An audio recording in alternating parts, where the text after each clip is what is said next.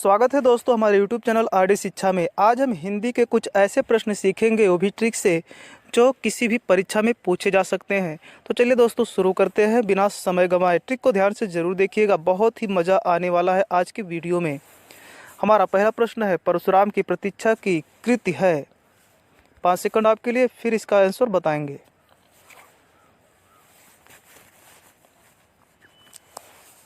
यदि आपने चुना रामधारी सिंह दिनकर तो सही चुना दोस्तों। इसको देखिए दोस्तों, याद कैसे करेंगे। परशुराम की प्रतीक्षा यहाँ पे लिखा हुआ है कि ऐसा लग रहा ना जैसे परशुराम की प्रतीक्षा की जा रही है। और दोस्तों रामधारी सिंह दिनकर में देखिए दोस्तों, पीछे दिनकर है। दिनकर का मतलब सूर्य होता है और सिंह का मतलब होता है क्षत्रिय। और यहाँ आया है राम। राम देखिए दोस्तों, दोनों थे क्या, दिनकर अर्थात सूर्यवंशी भी थे और क्षत्रिय भी थे। कौन? राम। राम ही सूर्यवंशी और क्षत्रिय थे जो धनुष को तोड़े। धनुष को तोड़ने के बाद क्या हुआ, परशुराम ऐसे आके टपक पड़े जैसे कोई उनका इंतजार कर रहा है, परशुराम की प्रतीक्षा जैसे की जा रही है। आकर के परशुराम जी टपक पड़े। दोस्तों हम आपको वीडियो दिखा दे रहे हैं कि किस तरह से परशुराम तमतमाते हुए धनुष भंग के बाद आए थे। तो दोस्तों देख लीजिए वीडियो।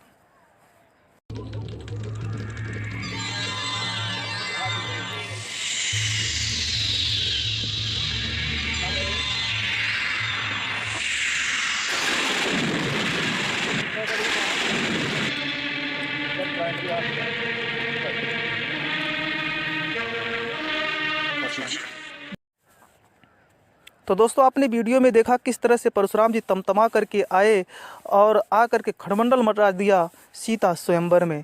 तो रामधारी सिंह दिनकर यानी कि क्षत्रिय कुल और सूर्यवंशी राम धनुष को तोड़े थे, तमतमाते हुए परशुराम आ गए, मानो उनकी प्रतीक्षा हो रही है। नेक्स्ट क्वेश्चन दोस्तों,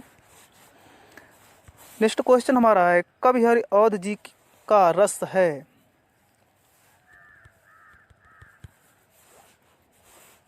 यदि आपने चुना करुण रस तो सही चुना दोस्तों। कैसे? आपको पता है करुण का मतलब होता है दुख, दुख। और हरि, हरि भगवान। करुण दुख, दुख में कौन याद आते हैं? हरि भगवान याद आते हैं दोस्तों। कोई सुख में उनको याद नहीं करता, दुख में ही भगवान को याद करता है। हरि भगवान को दुख में ही कोई याद करता है। कांटा चुभा तो भी मुझसे हे राम, आह राम। तो करुण यानी कि दुख जब होता है तभी हरि याद आते हैं दोस्तों। कबीर के अमृतवाणी में भी आप सुन लीजिए। दुख में सुमिरन सब करे, सुख में करे न को।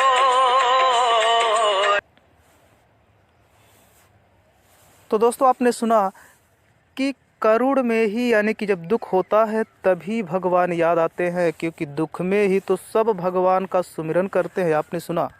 नेक्स्ट क्वेश्चन दोस्तों, चंद्रवरदाई की रचना है।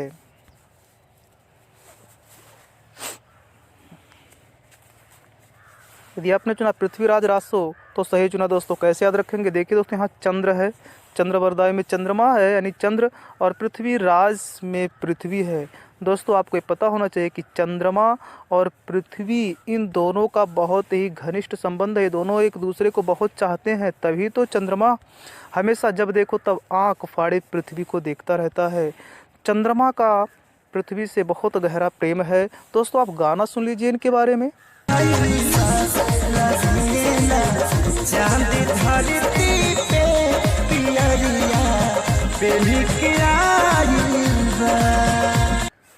तो दोस्तों आपने सुना चंद्रमा और पृथ्वी का कैसा प्रेम है। ये चुनरी ओढ़ करके मानो पृथ्वी पर आ जाती है, इतना प्रेम रखता है चंद्रमा पृथ्वी से। नेक्स्ट क्वेश्चन दोस्तों, हिंदी का प्रथम कवि माना जाता है।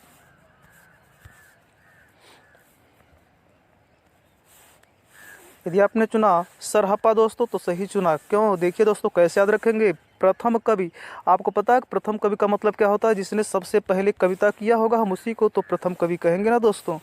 जब कभी कविता ही नहीं कोई सुना था, अगर पहली बार किसी कवि का कविता सुना तो कविता तो आपको पता ही कि कितना अच्छा लगता है दोस्तों।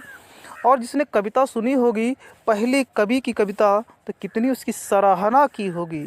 सरहप्पा, सराहना, सराहना से दोस्तों आपको सरहप्पा याद आएंगे, क्योंकि पहली बार किसी कवि की कविता सुन करके लोग उनकी बहुत सराहना किए होंगे दोस्तों। इस तरह से याद हो जाएगा, पहले कवि की सराहना बहुत हुई होगी। नेक्स्ट क्वेश्चन दोस्तों, विहारी सतसई में दोहों की संख्या है।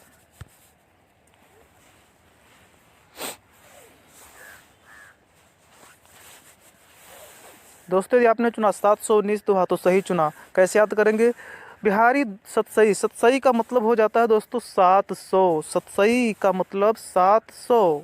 और रह गई बात 19 की, 19 हम कैसे याद रखेंगे? चूंकि 700 तो सभी विकल्प में दिया है, तो 719 हम कैसे याद रखेंगे? सतसई से तो 700 बना, 19 का क्या हो जाएगा दोस्तों? विहारी, विहारी। देखिए दोस्तों, विहारी, विहारी से क्या हो जाएगा? विवाह, विवाह हो जाएगा ना, विवाह, विवाह से विहारी ही याद आएंगे आपको। और आपको ये भी पता है विवाह कब होती है? जब 19 साल का बच्चा हो जाता है तो विवाह करने लायक हो जाता है।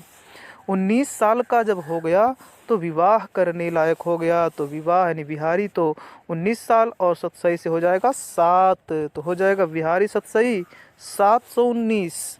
नेक्स्ट क्वेश्चन दोस्तों, कामायनी रचना है।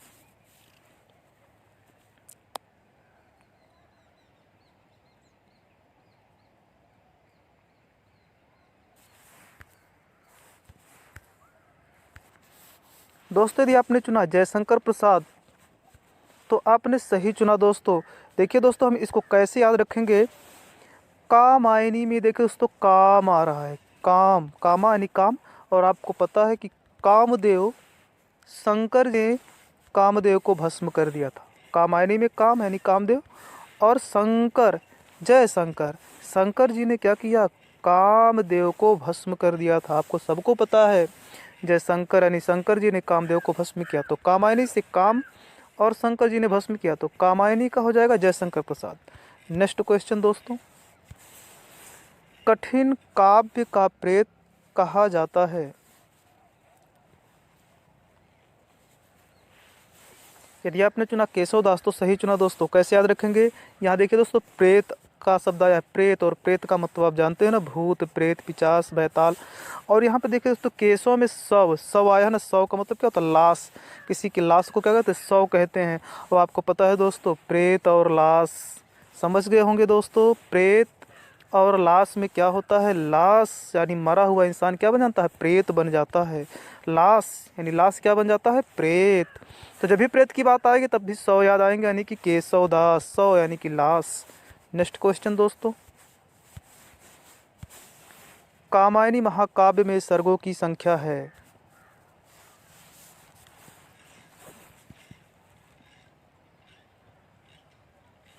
यदि आपने चुना दोस्तों 15 है तो सही चुना दोस्तों। कामायनी 15, 15 से कैसे हम पकड़ेंगे? कामायनी का 15 होता है, ऐसे होगा दोस्तों 15 अगस्त। 15 क्या होता है? 15 अगस्त। ये किसी को नहीं भूलेगा दोस्तों, 15 अगस्त, क्योंकि हमारा देश 15 अगस्त को ही कामयाबी हासिल कर लिया था। कामायनी, कामयाबी। दोस्तों 15 अगस्त को हमारा देश कामयाबी हासिल किया था, देश आज़ाद हुआ था 15 अगस्त को। इस तरह से याद करेंगे दोस्तों, 15 अगस्त को हमारा देश आज़ादी में कामयाब हो गया। नेक्स्ट क्वेश्चन दोस्तों, नवदा भक्ति के प्रकार है।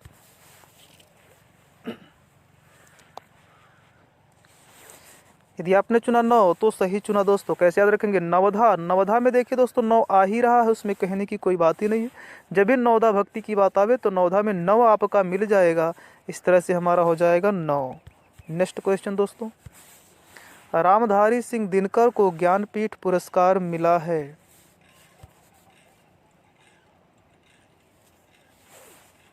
यदि आपने चुना उर्वशी तो सही चुना। कैसे याद रखेंगे दोस्तों? रामधारी, राम को धारण कर लेना चाहिए। रामधारी, राम को धारण कर लो। कहाँ? उर्वशी में उर आ रहा है, उर। हृदय में वसी वसा लो। राम को धारण कर लो। कहाँ? हृदय में वसा लो, हृदय में वसा लो। राम को आपने धारण कर लिया। हमेशा राम को धारण कहाँ करो? हृदय में, हृदय में उन्हें बसा लो। उर का मतलब हृदय, और वसी यानी हृदय में वसा लो। किनको? राम को, राम को धारण कर लो हृदय में। इस तरह से रामधारी सिंह दिनकर का हो जाएगा उर्वशी पर। नेक्स्ट क्वेश्चन दोस्तों, आदिकाल का एक अन्य नाम है।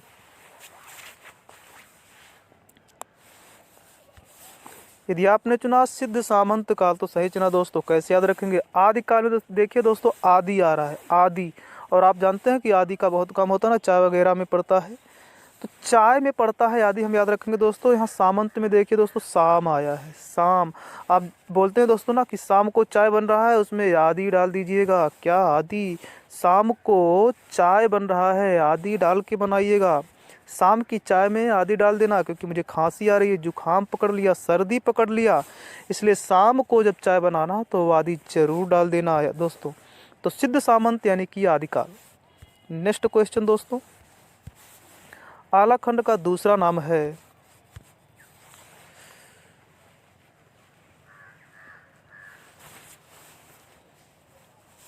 यदि आपने चुना परमाल रासो तो सही चुना दोस्तों। कैसे? आल्हा खंड, आल्हा का मतलब आप जानते हैं ना, आल्हा उदल के बारे में ये गाया जाता है। आल्हा, ये आल्हा जो है दोस्तों देहाती लोग गाते हैं और सुनते रहते हैं। सावन के महीने में आल्हा गाया जाता है। और आल्हा से हम परमाल रासो कैसे याद करेंगे दोस्तों? परमाल, परमाल, परमाल, यानी कि बहुत ज़्यादा माल इकट्ठा कर लेते हैं क्या? आल्हा गा करके। आल्हा गाने वाले क्या करते हैं, जब आल्हा गाते हैं और खूब अच्छे से आल्हा जम गया, अच्छा लग गया, तो बहुत माल यानी बहुत पैसा, परम माल, बहुत पैसा, बहुत माल इकट्ठा कर लेते हैं दोस्तों। यदि आल्हा गाने वाले अच्छे से आल्हा गाए तो परमाल, ढेर सारे माल इकट्ठा कर लेते हैं दोस्तों। नेक्स्ट क्वेश्चन, पद्मावत किस भाषा में लिखा गया है?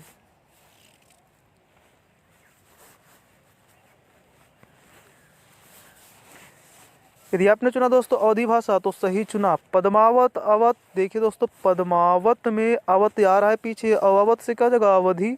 अव इसमें भी है और अव इसमें भी है। पद्मावत में भी अव आया है और अवधि में भी अव आया दोस्तों, कन्फ्यूजन की कोई बात ही नहीं है। पद्मावत किस भाषा में लिखा गया तो लास्ट में ध्यान दीजिए, अवध तुरंत अवधि आपका मिल जाएगा दोस्तों। नेक्स्ट, ज्ञान सरई शाखा के प्रतिनिधि प्रमुख कवि हैं?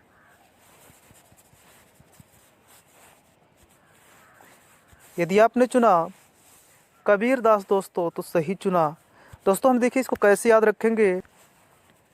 कवि की बात आई है दोस्तों, कबीर, ज्ञान सरई, कबीर। कैसे दोस्तों? कबीर में देखिए दोस्तों कवि आ रहा है, कबीर में आया कवि, और ज्ञान सरई में ज्ञान आया है दोस्तों।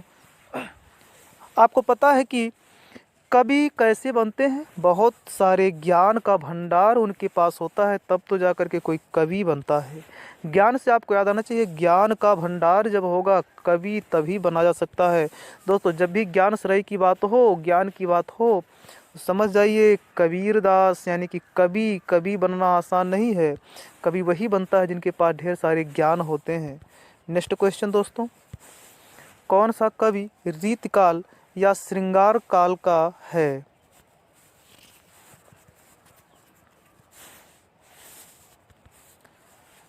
दोस्तों यदि आपने चुना विहारी तो सही चुना दोस्तों। इसमें दोस्तों आपके दो प्रश्न बन सकते हैं और एक ही ट्रिक से आपके दो प्रश्न तैयार हो जाएंगे। रीतिकाल का दूसरा नाम श्रृंगार काल है दोस्तों, प्रश्न में ऐसा भी पूछा जा सकता है, रीतिकाल का दूसरा नाम श्रृंगार काल। और ऐसा तो यहाँ पे पूछा ही गया है कि रीतिकाल का कौन सा कवि है? बिहारी। दोस्तों एक ही ट्रिक से सभी दोनों क्वेश्चन आप कैसे याद कर लेंगे। रीतिकाल का मतलब है रीति रिवाज हो गया ना दोस्तों, रीतिकाल में क्या है? रीति रिवाज है। और श्रृंगार, श्रृंगार आपको पता है दोस्तों, श्रृंगार करना, सजना संवरना। और विहारी से क्या हो जाएगा? विवाह। विहारी से ना, अभी पीछे मैंने बताया, विहारी से विवाह यानी विवाह हो जाएगा दोस्तों। अब विवाह में रीति रिवाज होता ही है श्रृंगार करने का, कुछ कहना क्या है? विवाह में रीति होता है, रीति रिवाज है श्रृंगार करने का दोस्तों। शादी विवाह में श्रृंगार करना तो रीति रिवाज ही बन गया है दोस्तों। वैसे श्रृंगार करें या ना करें, लेकिन विवाह में तो श्रृंगार करना रीति हो गया, नियम हो गया, तो श्रृंगार तो करना ही करना है दोस्तों।